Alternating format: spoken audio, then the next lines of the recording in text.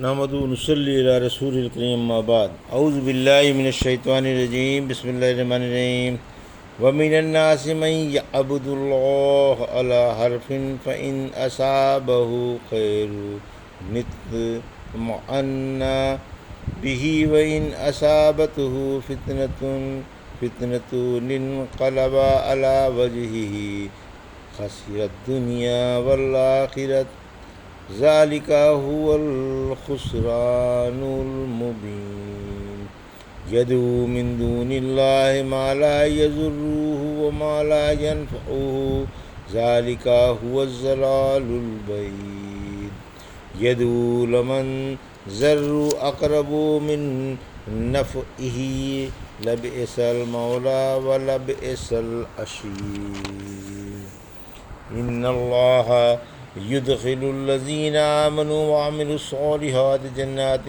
تجري من تحتها الأنهار إن الله يفعل ما يريد من كان يظن أن لن ينصره الله في الدنيا والآخرة فليمدد بسبب إلى السماء ثم ليقطع فلينظر هل یذہبن کیدہ ما یغیظ وکذالک انزلناہ آیات بینات وان اللہ یہدی من یرید۔ ابھی آپ نے سورہ حج کی آیت 11 سے 16 کی تلاوت سماعت فرمائی۔ ان آیتوں کا ترجمہ اور تفسیر اس طرح ہے: وَمِنَ النَّاسِ مَن يَعْبُدُ اللَّهَ عَلَى حَرْفٍ فَإِنْ أَصَابَهُ خَيْرٌ اطْمَأَنَّ بِهِ وَإِنْ أَصَابَتْهُ فِتْنَةٌ انقلب عَلَى وَجْهِهِ خَسِرَ الدُّنْيَا وَالْآخِرَةَ فَذَلِكَ هُوَ الْخُسْرَانُ الْمُبِينُ۔ آیت 11: یدعو من دون اللہ ما لا یضرہ وما لا ینفعہ ذالک هو الضلال البعید۔ آیت 12: یدعو لمن ضرہ اقرب من نفعہ لبئس المولا ولبئس العشیر۔ آیت 13۔ ترجمہ: اور بعض لوگ ایک کنارے پر اللہ کی عبادت کرتے ہیں، پھر اگر انہیں فائدہ پہنچ جائے تو اس سے مطمئن ہو جاتے ہیں، اور اگر کوئی آنچ آ جائے تو فوراً منہ موڑ لیتے ہیں۔ یہ دنیا اور آخرت میں نقصان والے ہیں۔ یہی تو سراسر کھلا نقصان ہے۔ یہ اللہ کو چھوڑ کر ایسوں کو پکارتے ہیں جو انہیں نہ نقصان پہنچا سکیں اور نہ نفع۔ یہی تو دور والی گمراہی ہے، اور ایسوں کو پکارتے ہیں جن کا نقصان ان کے نفع سے قریب تر ہے۔ واقعی یہ بڑے ہی برے دوست اور بہت ہی برے ساتھی ہیں۔ یہ تھا ترجمہ سورہ حج کی آیت 11 سے 13 کا تفسیر۔ آیت 11: حرف کی تفسیر اور ایک کنارے پر عبادت کرنے کا بیان۔ حرف سے شک مراد ہے، یعنی اللہ کی عبادت شک کے ساتھ کرتے ہیں، یا کنارہ مراد ہے، یعنی اللہ کی عبادت کنارے ہو کر کرتے ہیں، پھر اگر انہیں عیش مل جاتا ہے تو جم جاتے ہیں، اور اگر تکلیف پہنچ جاتی ہے تو مرتد ہو جاتے ہیں۔ لوگ مدینہ منورہ آتے، اگر ان کے ہاں بیٹا پیدا ہو جاتا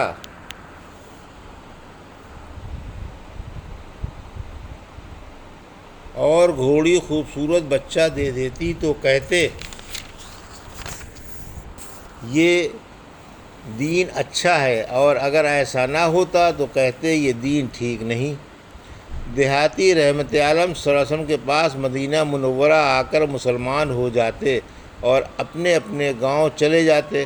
اگر اس سال وقت پر بارش ہو جاتی، اچھی پیداوار ہوتی اور من پسند اولاد ہوتی تو کہتے کہ اسلام اچھا ہے اور اس پر خوب عمل کرتے، اور اگر اس کے خلاف ہوتا تو خیال کرتے کہ اسلام اچھا نہیں۔ اس پر یہ آیت اتری۔ پھر فرمایا کہ اس کے ہاتھ سے دنیا بھی گئی اور آخرت بھی، نہ تو دنیا ہی میں کچھ ملا اور نہ آخرت میں۔ آخرت میں تو کفر و فسق کی وجہ سے سخت محرومی اور ذلت ہی ذلت ہے۔ اسی وجہ سے اللہ نے فرمایا کہ یہ ایک بڑی زبردست اور انتہائی نقصان والی بات ہے۔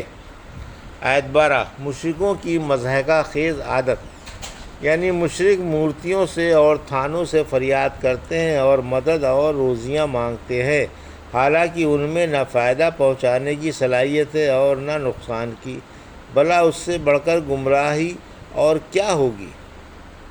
آیت 13 اگر ایک فائدے کے بدلے ہزارہ نقصانات ہوتے ہوں تو وہ فائدہ بھی نقصان ہی ہے، یعنی آخرت سے پہلے دنیا میں ان سے نقصان پہلے ہے اور فائدہ بعد میں۔ مطلب یہ ہے کہ اگر بظاہر ان سے دنیا میں کوئی فائدہ بھی پہنچ جائے تو نقصان زبردست ہے، توحید جاتی رہتی ہے، ایمان بگڑ جاتا ہے اور شرک جیسی نحوست ہاتھ آتی ہے، پھر اسی شرک کی نحوست سے دنیا میں طرح طرح کے نقصانات اٹھانے پڑ جاتے ہیں۔ ایک فائدے کی خاطر ہزارہ نقصان مول لے لیے اور وہ فائدہ بھی اللہ ہی کا پہنچایا ہوا تھا، مگر یہ سمجھتے رہے کہ ان بتوں نے ہمیں فائدہ پہنچایا ہے، پھر اس ناسمجھی سے ہزارہ نقصانات اٹھانے پڑ گئے، اور آخرت میں جو نقصانات اٹھانے پڑیں گے وہ تو تصور کی دنیا سے بھی باہر ہیں۔ پھر فرمایا کہ یہ بت جن کو کارساز و حمایتی مان لیا گیا ہے بہت ہی خطرناک ہیں اور ان کے ماننے والے بھی بدترین لوگ ہیں۔ ان اللہ یدخل الذین آمنوا وعملوا الصالحات جنات تجری من تحتها الانہار ان اللہ یفعل ما یرید۔ آیت 14 ترجمہ بلا شبہ اللہ ایمان والوں کو اور نیک عمل کرنے والوں کو ایسے باغوں میں داخل فرمائے گا جن کے نیچے نہریں جاری ہیں، واقعی اللہ جو چاہتا ہے کر گزرتا ہے۔ تفسیر آیت 14 اوپر بدبختوں اور گمراہوں کا بیان تھا، یہاں نیک بختوں کا بیان ہے جن کے دلوں میں ایمان ہے اور ان کے ایمان کی تصدیق ان کی نیکیاں کرتی ہیں، یہ ہمیشہ نیک عملوں میں لگے رہتے ہیں اور برائیوں سے کنارہ کش رہتے ہیں۔ اللہ نے انہیں ان کے ان پاکیزہ عملوں کے صلے میں بہشتوں کے سدا بہار باغوں میں اونچے اونچے درجے عطا فرما دیے ہیں، جہاں یہ دائمی عیش والی زندگی گزاریں گے۔ اللہ نے مشرکوں کو گمراہ کر دیا اور توحید والوں کو راہ سجا دی۔ اسے اختیار ہے جو چاہے کرے، جسے چاہے عزت دے اور جسے چاہے ذلت، ہر حالت میں وہ قابل تعریف و لائق توصیف ہے۔ من کان یظن ان لن ینصرہ اللہ فی الدنیا والآخرۃ فلیمدد بسبب الی السماء ثم لیقطع فلینظر هل یذہبن کیدہ ما یغیظ۔ آیت 15 وَكَذَلِكَ أَنزَلْنَاهُ آیَاتٍ بَیِّنَاتٍ وَأَنَّ اللَّهَ یَہْدِی مَن یُرِیدُ۔ آیت 16 ترجمہ جس کا یہ خیال ہو کہ اللہ اپنے رسول صلی اللہ علیہ وسلم کی نہ اس دنیا میں مدد کرے گا اور نہ آخرت میں، تو اسے چاہیے کہ آسمان تک ایک رسی تان لے اور اس کو کاٹ دے، پھر وہ دیکھے کہ کیا اس کی مکاری اسے جلانے والی چیز کو بند کرا سکتی ہے، اور اس طرح ہم نے یہ قرآن صاف صاف آیتوں میں اتارا ہے، اور اللہ جسے چاہتا ہے اسی کو ہدایت پر لاتا ہے۔ یہ ترجمہ تھا آیت 15 اور 16 کا۔ تفسیر اللہ اپنے رسول صلی اللہ علیہ وسلم کی ضرور مدد فرمائے گا، یعنی اگر کسی کا یہ خیال ہو کہ اللہ اپنے پیارے رسول صلی اللہ علیہ وسلم کی نہ دنیا میں مدد فرمائے گا اور نہ آخرت میں، تو اس کا یہ خیال سراسر غلط ہے۔ اللہ تعالیٰ اپنے رسول کی مدد ضرور فرمائے گا، اگرچہ یہ جل کر مر ہی جائے۔ یہ اپنے گھر کی چھت میں رسی ڈال کر اور گلے میں پھندا ڈال کر لٹک جائے اور گھٹ کر مر جائے، آسمانی مدد یقیناً آ کر رہے گی، یا رسی پر چڑھ کر اوپر سے آنے والی مدد کو یا وحی کو روک آئے اگر اس کے بس میں ہو۔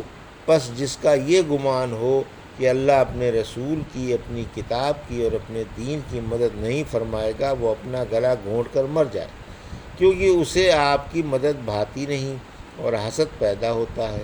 اللہ تو یقیناً آپ کی مدد فرمائے گا۔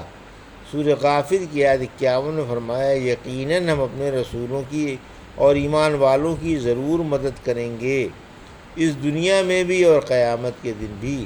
پھر فرمایا کہ پھر وہ غور کرے کہ اس کی مکاری اور عیاری سے رحمت عالم صلی اللہ علیہ وسلم کی شان میں کیا فرق آیا اور اس کے غیظ و غضب میں کیا کمی پیدا ہوئی۔ آیت 16۔ اسی طرح ہم نے قرآن میں واضح آیتیں اتاریں، یعنی اس کے الفاظ بھی واضح ہیں اور معنی بھی، اور لوگوں پر اللہ کی طرف سے حجت ہے، اور اللہ جسے چاہتا ہے راہ سجا دیتا ہے اور جسے چاہتا ہے گمراہ کر دیتا ہے۔ اس میں بھی اس کی حکمت تامہ اور عدل شہنشاہی کار فرما ہے۔